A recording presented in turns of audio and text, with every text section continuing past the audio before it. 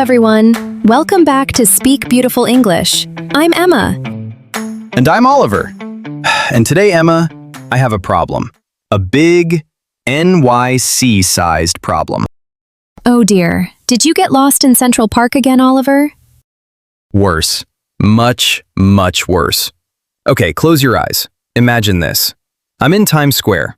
The lights are flashing. It's loud. It's crazy. It's amazing. I want to buy a giant hot dog from a street cart. Because obviously, that's the most important thing to do in New York. So I reach into my bag to get my wallet. And I feel something. Something wrong. The bag feels light. Too light. I look inside and, Emma, my passport is gone. Oh no, that is a nightmare. I know. And today I want to help everyone who might be in that same situation. Because it happens more than you think.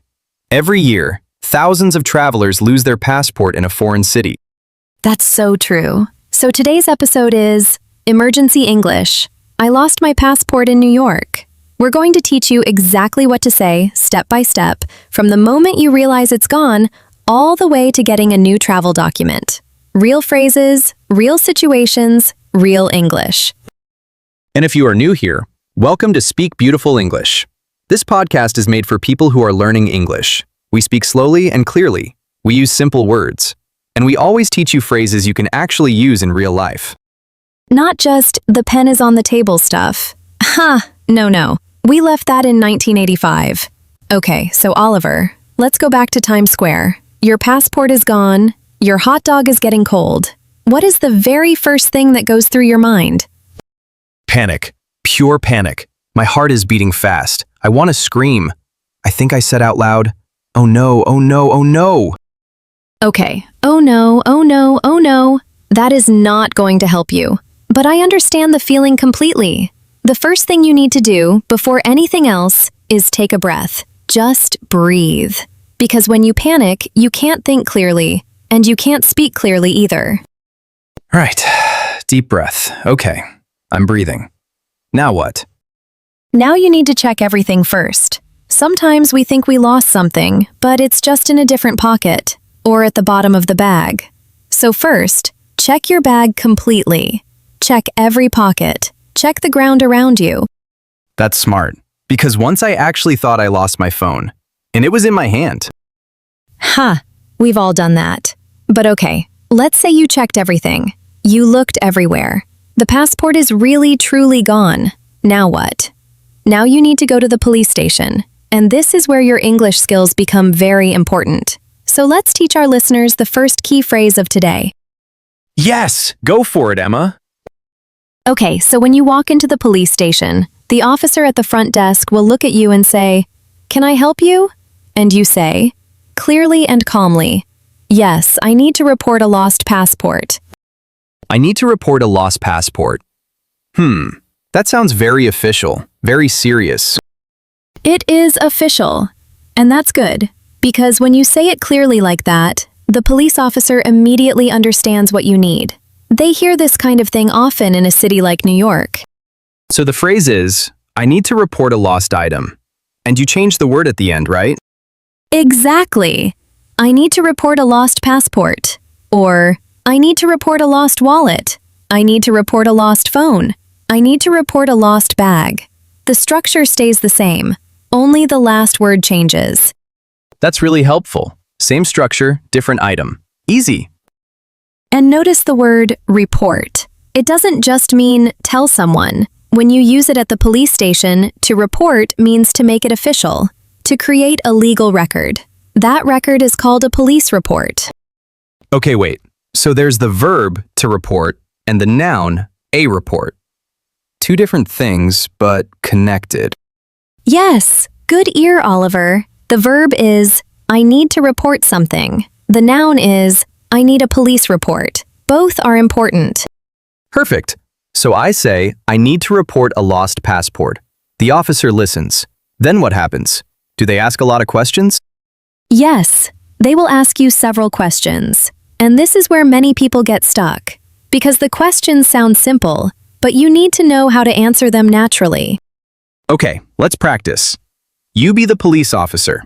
I'll be Poor lost Oliver in Times Square. Haha, perfect.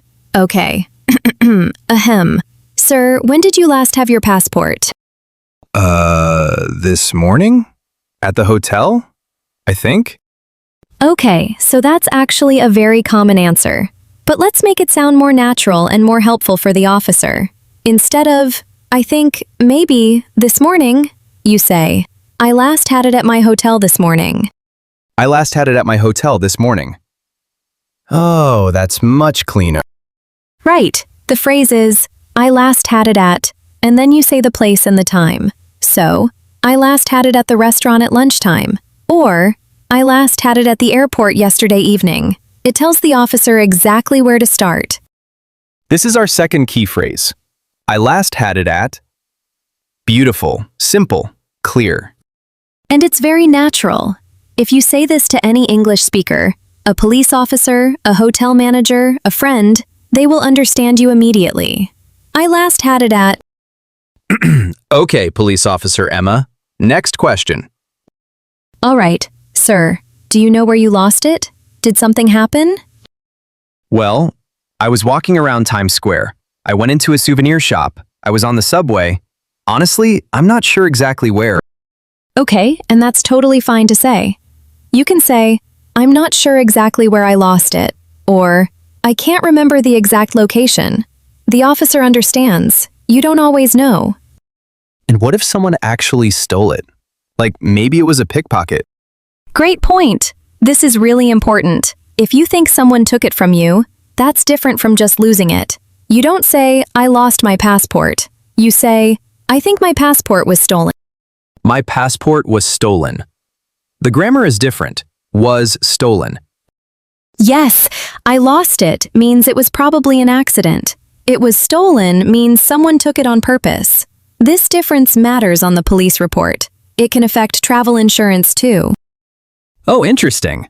So lost versus stolen. Two different situations, two different English phrases. Exactly. And if you're not sure, if you think maybe it fell out but maybe someone took it, you can say, I'm not sure if I lost it or if it was stolen. Honest and clear. This is really useful stuff. Okay, so I have my police report. I did it. What's next?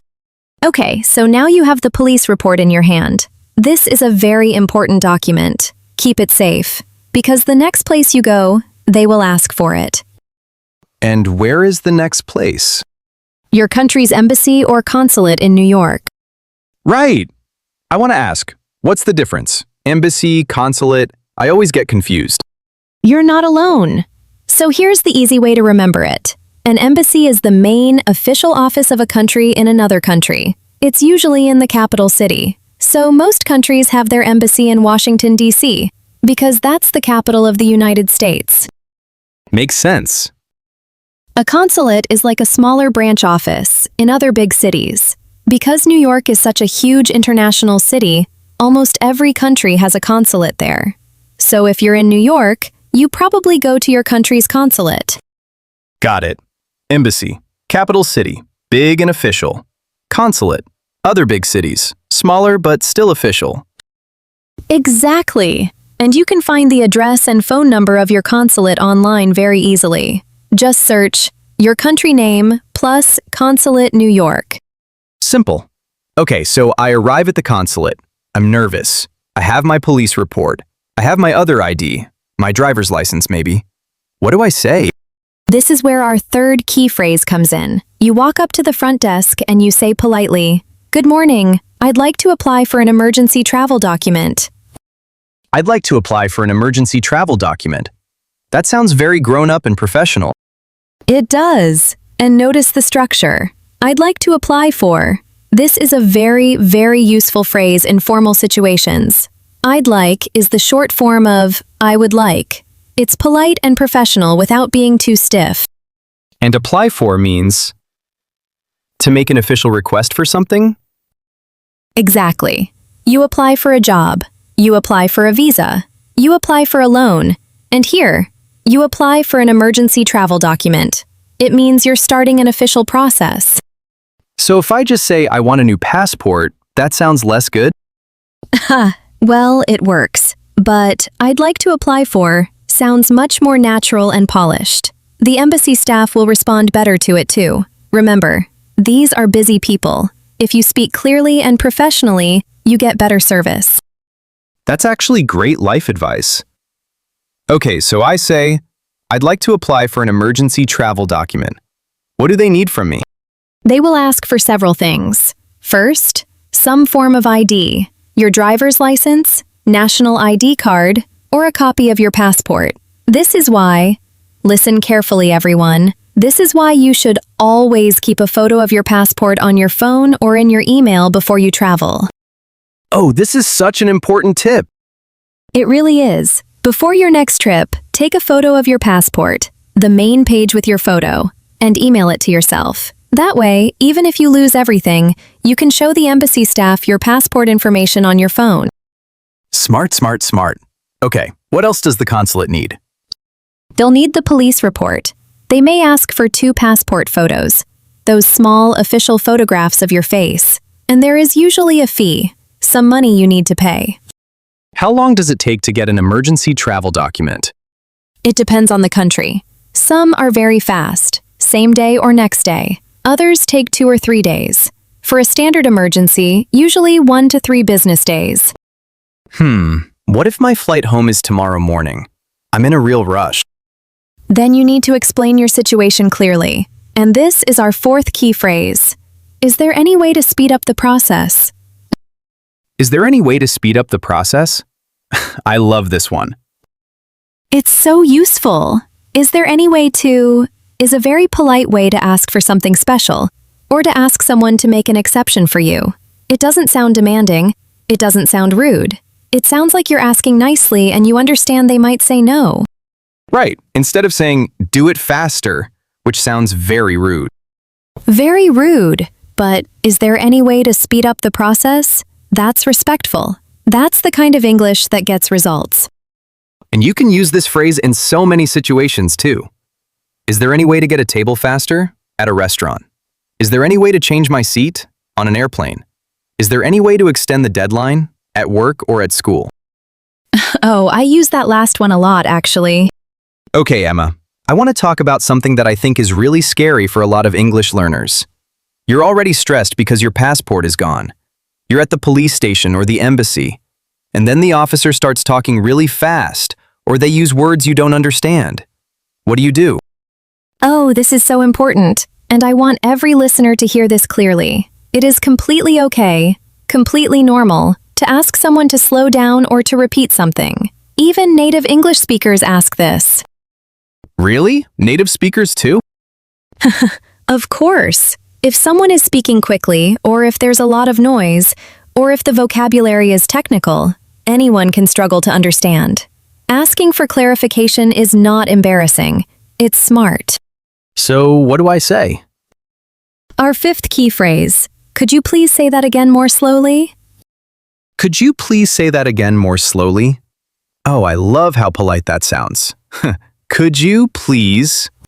Yes. Could you please is one of the most powerful phrases in polite English. It's soft, it's respectful, and it almost always gets a positive response. Nobody is going to be rude to you when you say, "Could you please?" And you can also say, I'm sorry, could you repeat that? That's even shorter. Yes, or I'm sorry, I didn't quite catch that. Catch here means understand or hear. Oh, I didn't catch that. I've heard that before, but I never knew it meant I didn't understand. Interesting.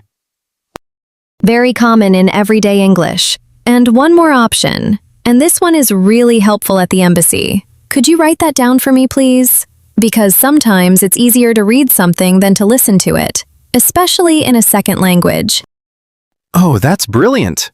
Especially for things like an address or a reference number or a phone number. Exactly. Always ask for written information when you can. It helps so much. Okay, I want to do one more fun thing before we wrap up. Let's do a quick role play, like a mini practice scene. I'll be the confused, slightly panicking traveler, which honestly isn't hard for me to act. And you be the consulate officer. Perfect. Let's go. Good morning, sir. How can I help you? Good morning. I'd like to apply for an emergency travel document. My passport was stolen yesterday in Times Square. I'm sorry to hear that. Do you have a police report? Yes, I do. Here it is.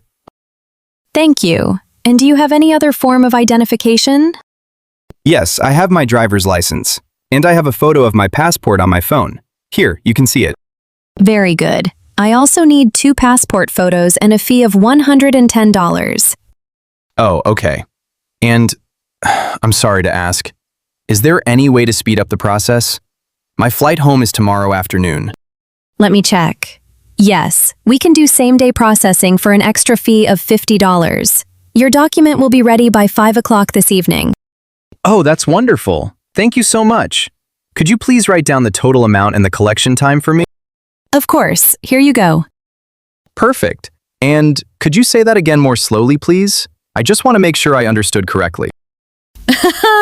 Perfect, Oliver. You used 4 of our 5 phrases in that one role play. Did I? Oh, wow, I did. I'd like to apply for. Is there any way to speed up the process? Could you please write that down? And could you say that again more slowly? And you also said, my passport was stolen, instead of, I lost it, which showed you remembered the difference. I'm basically fluent now. You're getting there. All right, everyone. Let's do our final review of today's 5 key phrases. Are you ready? Let's go. Phrase number 1, at the police station. I need to report a lost passport.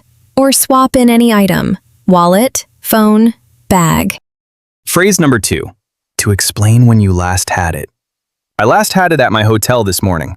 Tell them the place and the time. Phrase number 3, at the embassy or consulate. I'd like to apply for an emergency travel document. Polite, professional, perfect. Phrase number 4, when you need things to move faster. Is there any way to speed up the process? Polite way to ask for something special. And phrase number 5, whenever you need help understanding. Could you please say that again more slowly? Never be afraid to ask. It is always okay. 5 phrases. That's it. But these 5 phrases could really truly save your trip if something goes wrong. And remember, losing a passport is stressful, but it is not the end of the world. You now have the words. You know the steps. First, breathe. Then, police station. Then, consulate or embassy. Bring your ID, bring your police report, bring your passport photo, and stay calm. Staying calm is honestly 50% of the solution. At least 50%. All right, before we go, one last tip from me. When you travel to any foreign country, do these 3 things. Take a photo of your passport and email it to yourself. Write down the phone number of your country's embassy or consulate in that city, and keep a small paper copy of your most important documents in a separate place from your passport. Separate bag, separate pocket. These 3 things will save you so much trouble, trust me. They really will. Okay, that's our episode for today. We really hope this helped you feel more confident, not just in English, but also just as a traveler. If you enjoyed today's episode of Speak Beautiful English, please subscribe so you never miss a new lesson. Share this with a friend who loves to travel or is learning English. And leave us a comment.